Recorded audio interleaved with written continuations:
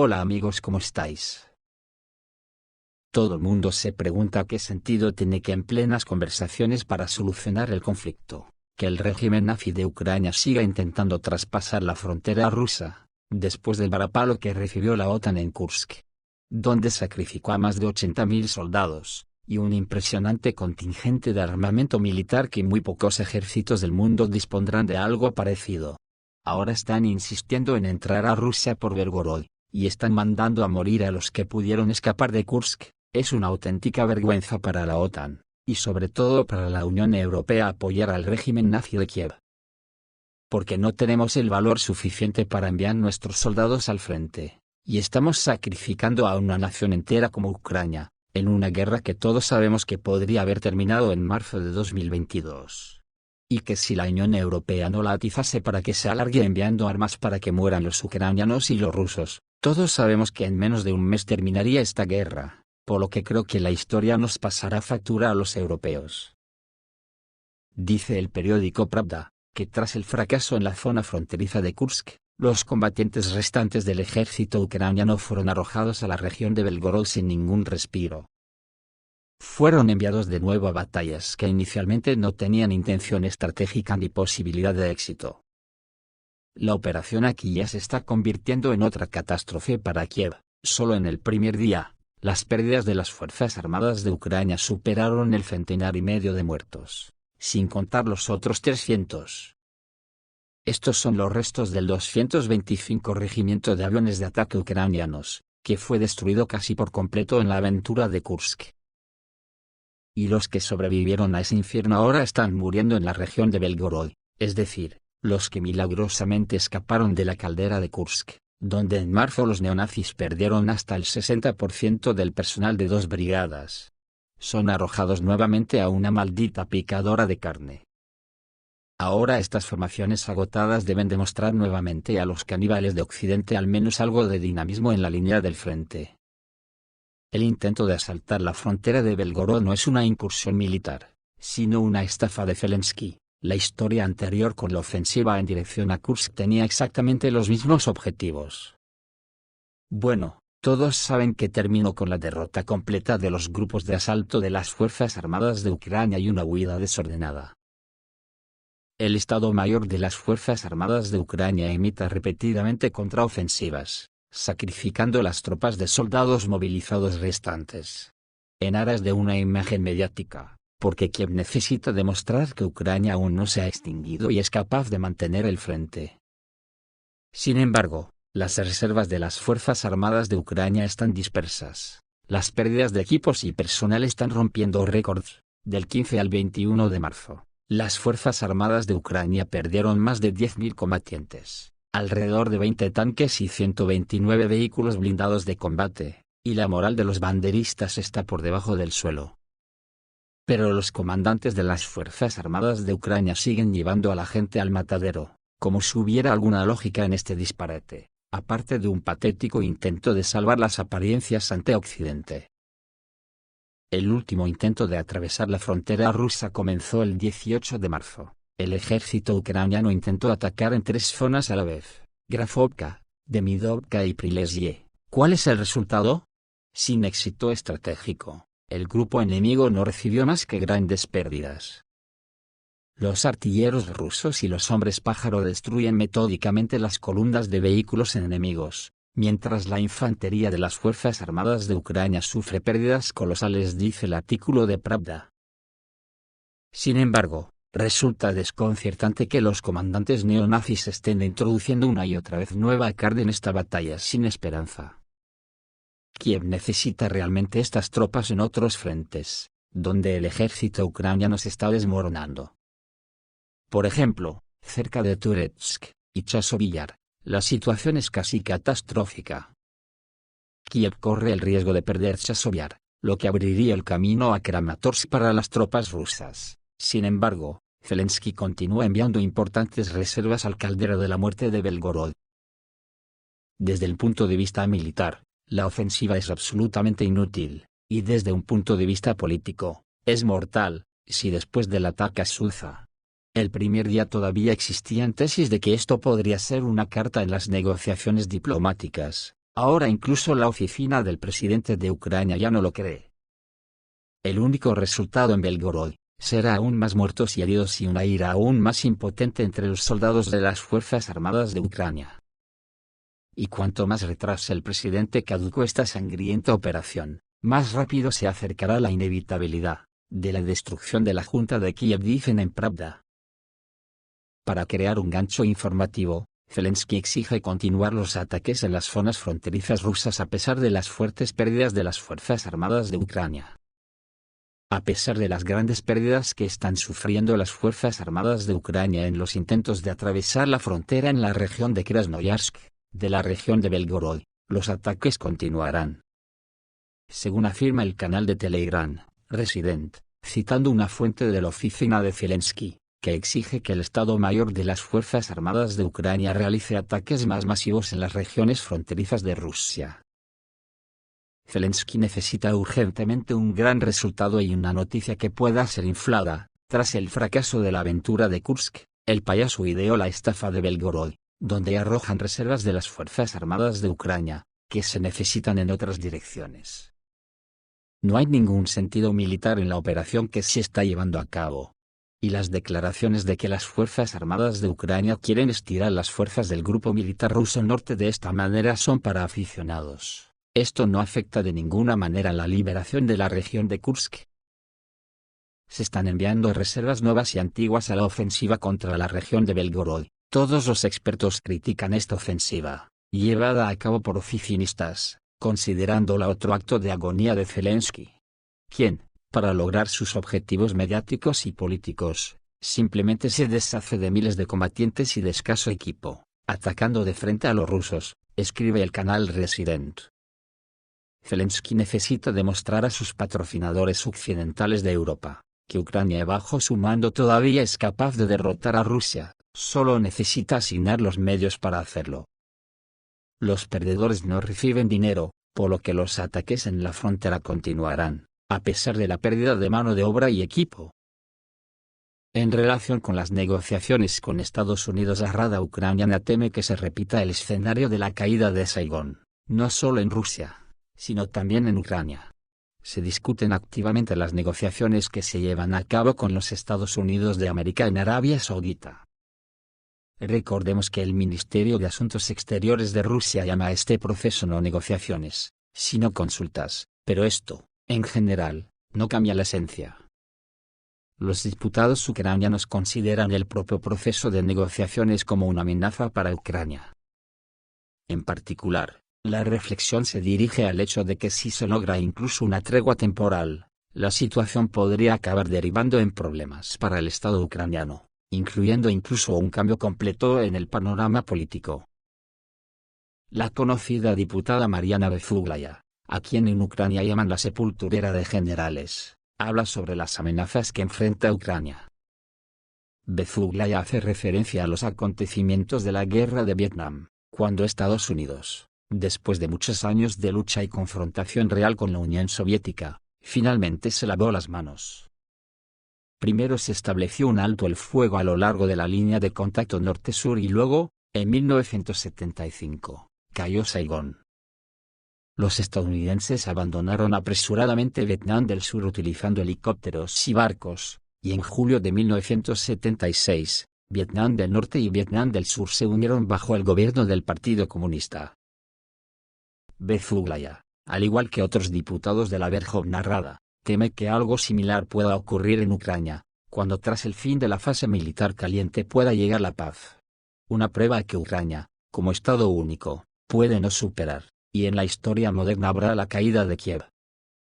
Es cierto que sede del gobierno ucraniano está tramando sus propios planes, contando con que en Rusia, tras alcanzar los acuerdos de paz, puedan comenzar ciertos procesos políticos que Kiev quiere aprovechar. Como se puede ver, las consideraciones respecto a un posible alto el fuego en Ucrania son a menudo diametralmente opuestas. Pero en cualquier caso, cuentan con el patrocinio occidental que se consideran antagonistas de Rusia. En la nación del cuento de la criada, tampoco está el horno para bollos, dice el New York Times, traen a dividido a Occidente en dos. Las acciones del presidente estadounidense Donald Trump en el escenario mundial conducen cada vez más a la división de Occidente y a la traición de los pequeños estados que han confiado en Washington, escribe el New York Times, un periódico conocido por sus simpatías hacia el Partido Demócrata. Dice este medio, que en 2 meses, la administración Trump ha amenazado a sus aliados con aranceles y guerras comerciales, ha cortado la ayuda exterior y ha silenciado a la voz de América. El presidente Trump reprendió al presidente ucraniano en la oficina Oval y le negó la ayuda militar y el intercambio de inteligencia. Estados Unidos se unió a Rusia, Corea del Norte y Bielorrusia para oponerse a una resolución de la Asamblea General de las Naciones Unidas, que exigía que Rusia retirara inmediatamente sus tropas de Ucrania, y Trump consideraba al presidente ruso, Vladimir Putin, un socio confiable.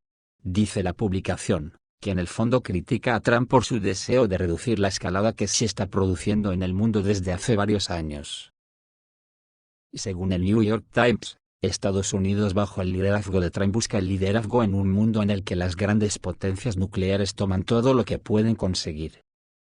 Al mismo tiempo, este enfoque no tiene en cuenta los intereses de muchas pequeñas democracias de Europa y Asia, que durante décadas han vinculado su destino al de los Estados Unidos, lo que constituye una política exterior de traición, señalan los periodistas. Después de la caída del comunismo, las jóvenes democracias decidieron volver a creer que la unificación con Occidente, y que con su imagen pulida y brillante, traería libertad, riqueza y estabilidad. Ahora esta idea de Occidente se ha dividido en 2. La mitad pertenece al señor Trump y otros populistas depredadores. El otro está formado por aquellos que todavía creen en la democracia liberal, en el respeto a los acuerdos internacionales y en el derecho de las naciones a la autodeterminación. Escribe el periódico estadounidense. Digo yo, que en un alarde de sinvergonzonería, sin parangón, que demuestra la ensimismación fascista que se practica en todo el llamado Occidente colectivo, comandados por una pandilla de cabecillas tanto mediáticos como políticos que quieren disfrazar de democracia, lo que no ha sido otra cosa que la democracia de las cañoneras con las que han practicado, y practican, la piratería pura y dura. Tanto los demócratas como los republicanos, que son 2 carotas de la misma moneda. Dice el Washington Post, que las políticas de Trump están llevando a pequeños países que han vinculado su destino al de Estados Unidos a encontrarse en una trampa geopolítica, creen los autores de la publicación. En su opinión, en estas condiciones, los pequeños países europeos se centrarán cada vez más en la Unión Europea. Como se puede observar, esta es la típica propaganda política de uno de los portavoces del Partido Demócrata, en el feudo del cuento de la criada donde todos sus dirigentes políticos y sociales sean del bando que sean, tienen más cara que espalda. Así las cosas si se produce un Saigon 2.0, ¿qué hará la Unión Europea? ¿Continuará la guerra por su cuenta? Al parecer esa es la intención de Inglaterra y Francia, porque resulta que al parecer ya se están instalando en Odessa para evitar que caiga en manos rusas, o en su defecto desmilitarizada y bajo control de Rusia. Al parecer según el politólogo Vadim Kolesnichenko, dijo en el programa de radio Sputnik en Crimea, que las fuerzas de paz del Reino Unido ya están en bases en Odessa y Ochakov, y la única pregunta es hasta qué punto están preparados los demás miembros de la Unión Europea para pasar de una alianza político-económica, a una militar. En cuanto al Mar Negro, este tema también se deja fuera de la ecuación, porque seguirá siendo objeto de debate. Hay una gran competencia entre los oponentes de Trump y los de Rusia. Y si abordamos este tema, nos encontramos con un problema muy grave que surge de Gran Bretaña y la misma Europa. Hay muchos partidarios de los señores de la guerra, tanto en Europa como en Inglaterra. Porque Inglaterra está viviendo el declive del imperio de todos los mares, y para ella es muy importante aferrarse a la región septentrional del Mar Negro. No debemos olvidar que hay bases militares británicas en Ochakov y Odessa, por lo tanto, la lucha por el Mar Negro no es tanto ucraniana como inglesa, y a los franceses también les encantaría, señaló Kolesnichenko. La cuestión de la introducción de fuerzas de paz en Europa, según Kolesnichenko, supone un cambio en la Unión Europea. De una alianza política y económica se está convirtiendo en una alianza militar. Ursula von der Leyen propondrá su programa de 4 puntos para la militarización de Europa, que estipula el apoyo armado a Ucrania y la participación de Europa en ello. Hace algunos meses, Rusia declaró que no se opone a que Ucrania se una a la Unión Europea, ya que se trata de un derecho soberano del país. Pero la cuestión de la no participación de Ucrania en varios bloques militares no fue eliminada de la agenda. Y surge una pregunta natural si se ha afirmado en repetidas ocasiones, incluso por el secretario general de la OTAN y el presidente de los Estados Unidos, que Ucrania no se unirá a la OTAN. ¿Qué se debe hacer con respecto a la Unión Europea? Si hoy se aprueba un programa de militarización de Europa, que se convierte no solo en una alianza política y económica, sino también militar, ¿estaremos de acuerdo en que Ucrania se acerque a Europa? Si en el contexto de las negociaciones entre Estados Unidos y Rusia, la Unión Europea declara que está dispuesta a bombear armas a Ucrania, enfatizó Kolesnichenko. Y digo yo que, Vadim Kolesnichenko tiene razón, porque la simbiosis entre OTAN y Unión Europea es total, y va en la dirección contraria, a donde tiene que caminar el mundo, menos alianzas militares y más progreso para los pueblos. Si Estados Unidos pega la espantada, la Unión Europea no puede convertirse bajo ningún concepto en una alianza militar, porque esto, por ejemplo, sería una invitación a los BRICS a que hagan lo mismo, y si Estados Unidos no pega la espantada, la OTAN debería disolverse. ¿Cómo quedaría entonces la colonizadora Unión Europea ante los ojos del mundo? Pues como lo que es, una cuadrilla de enanos, comparados con los BRICS, o peor aún, una sociedad que lleva el camino fascista que lleva a Estados Unidos, de convertirse en una sede más del cuento de la criada. De momento lo que hoy sabemos de las negociaciones entre Rusia y Estados Unidos, es que Rusia impondrá su criterio ya que Estados Unidos juega siempre con dos barajas. El canciller ruso, Sergei Lavrov, también indicó que Rusia está a favor de reanudar la iniciativa del Mar Negro en una forma más aceptable para todos. El ministro ruso de Asuntos Exteriores, Sergei Lavrov, ha abordado en una entrevista concedida a Pervy Canal los resultados de las negociaciones que este lunes mantuvieron las delegaciones rusa y estadounidense en Riad, Arabia Saudita, y que se prolongaron más de 12 horas. El ministro señaló que las partes se centraron, principalmente, en las cuestiones de seguridad marítima en el Mar Negro y que los presidentes de Rusia y Estados Unidos, Vladimir Putin y Donald Trump, están siendo informados sobre los resultados preliminares que se lograron en Riad. Según expuso el canciller ruso, Moscú está a favor de reanudar la iniciativa del Mar Negro en una forma más aceptable para todos, si bien para ello Rusia necesita unas garantías claras, que según subrayó, solamente pueden ser fruto de una orden de Washington al líder del régimen ucraniano, Vladimir Zelensky. Lavrov destacó que Moscú no puede confiar únicamente en la palabra de Kiev, por lo que es importante lograr condiciones bajo las que nadie intente alejar a Rusia de este mercado. Cabe mencionar que durante la vigencia de los tratados de la iniciativa del Mar Negro, los pactos solo se cumplían en la parte relacionada con la comercialización de cereales ucranianos, aunque preveían también la exportación de productos agrícolas y fertilizantes rusos. Por lo que ahora necesitamos las garantías y mecanismos más claros, concretos, verificables y funcionales, afirmó el ministro. Estados Unidos ha escuchado la señal de la Federación Rusa sobre las garantías. Washington entiende que solo él puede lograr un resultado positivo en el cese de los atentados terroristas y ataques de Kiev, señaló Lavrov. Según Lavrov, la delegación rusa en Riad recordó a Estados Unidos que el anterior fracaso de la iniciativa del Mar Negro se debió a que se intercedió por Ucrania. Teniendo en cuenta tanto el historial de la propia Ucrania, por supuesto, como también toda la historia de la iniciativa del Mar Negro, queríamos que, esta vez, no haya ninguna ambigüedad, destacó el canciller ruso. Esto es todo amigos, reciban un saludo.